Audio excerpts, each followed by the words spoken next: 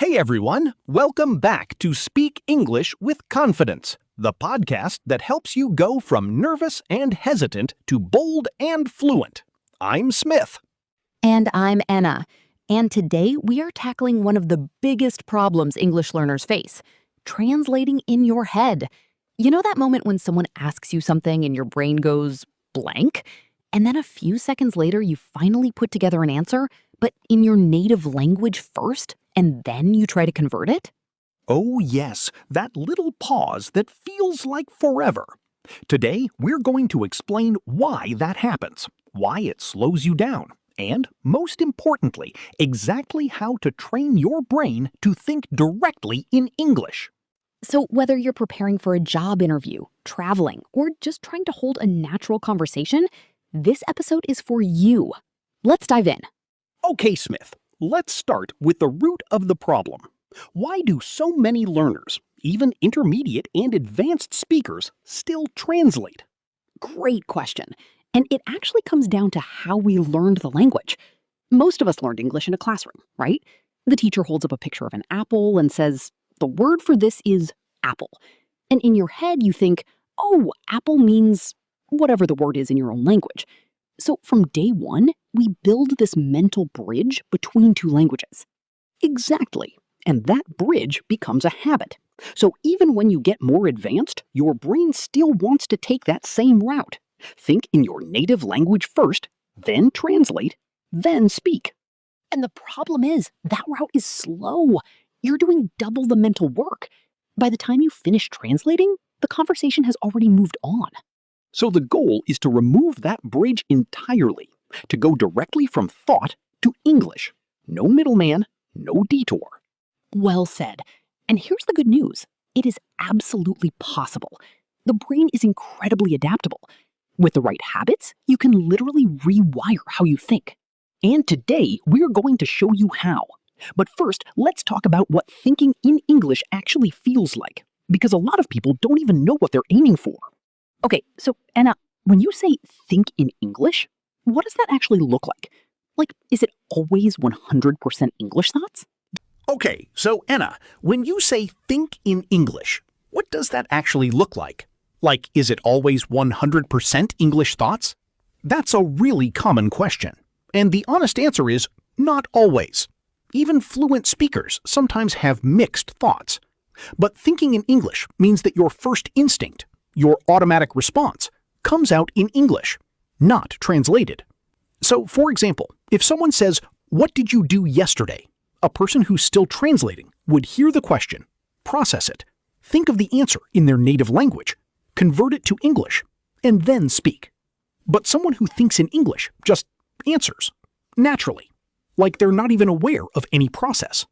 Right, and here's another way to think about it. When you're fluent in a language, words have direct meaning. The word cozy, when you hear it, you feel it. You picture a warm room, a soft blanket, maybe a cup of tea. You don't first think of the equivalent word in your native language, and then imagine the scene. Oh, that's a great example. So fluency is when words connect directly to feelings, images, and ideas, not to other words in another language. Exactly. And that's what we're building toward. So let's talk about how to actually do that. All right. This is the heart of today's episode. Smith and I are going to share 5 strategies that really work. And these are not just tips. They're habits you build over time. Ready? Let's go. Number 1, talk to yourself in English. I know that sounds a little odd, but this is genuinely one of the most powerful things you can do. Narrate your daily life. When you're making breakfast, say to yourself, okay, I'm going to make some eggs. I need a pan. Let me heat up the stove. Yes, and it doesn't have to be perfect. The point is to build the habit of your brain defaulting to English. You're training your internal voice. At first it feels strange, but within a few weeks, you'll notice your thoughts naturally start to drift into English. And the beautiful thing is you can do this anywhere. In the shower, on the bus, while cooking. No one needs to hear you. It's your private English practice. Number 2 is huge. Stop thinking word by word. Native speakers don't think, I want to go. They think in chunks, phrases, expressions. Things like, I feel like going for a walk, or it's been a long day, or that makes sense. This is called chunking, and it's how your brain stores and retrieves language efficiently. So instead of memorizing individual words, memorize full phrases. Learn how words live together naturally. A great exercise. When you learn a new word, say confident, don't just write down confident equals adjective meaning sure of yourself. Write 3 example sentences. She gave a confident speech. I'm starting to feel more confident. He walked in with a confident smile. That way you're learning the word in context, as part of a chunk. Number 3, start a journal in English. Not a diary where you stress about grammar. Just a few sentences every day about whatever is on your mind. How are you feeling? What happened today? What are you excited about? The magic of journaling is that it forces your brain to generate original English thoughts, not just repeat things you've heard. You have to take your real feelings and express them in English. Over time, this becomes second nature. And don't worry about making mistakes. Seriously, this journal is for you. The goal is fluency, not perfection. Mistakes are part of the process. Strategy 4. Surround yourself with English. Change your phone settings to English. Watch your favorite shows in English, even if you've already seen them in your language. Listen to English podcasts, like this one. Set your alarm with an English label. Put sticky notes around your house with English words. The idea is to make English your default environment. The more you're surrounded by it, the more your brain starts to live in it. Immersion is how children learn their first language, not by studying grammar rules, but by being in it all day, every day. And you don't have to move to an English-speaking country to do this. You can create your own immersive environment right where you are.